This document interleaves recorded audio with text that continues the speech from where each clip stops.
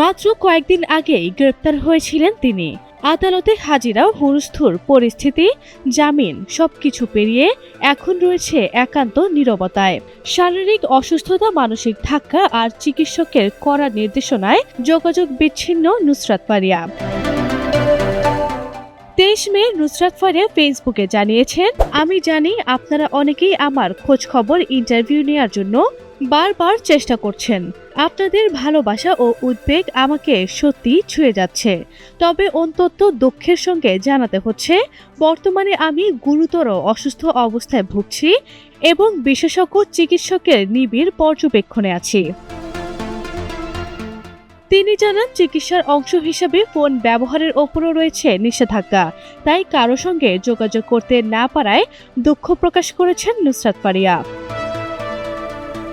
তবে সবচেয়ে হৃদয় ছুঁয়ে যাওয়া ছিল তার এই স্বীকারোক্তি, গত কয়েকদিন ছিল আমার জীবনের সবচেয়ে দুঃসহ ও সংবেদনশীল সময়।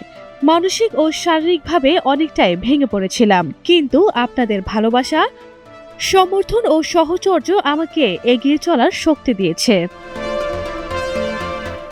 গ্রেপ্তারের সেই অপ্রত্যাশিত অভিজ্ঞতা এবং পরবর্তী শারীরিক ভেঙে পড়া একসঙ্গে যেন তাকে ঘিরে ধরে। তবুও হতাশা নয়, বার্তার শেষ ভাগে উঠে এসেছে আশার আলো।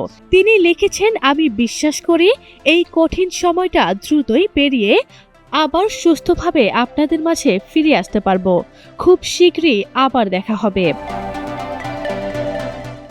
সম্প্রতি পুরনো একটি মামলার জেরে 19 মে সকালে গ্রেপ্তার হন নুসরাত ফারিয়া।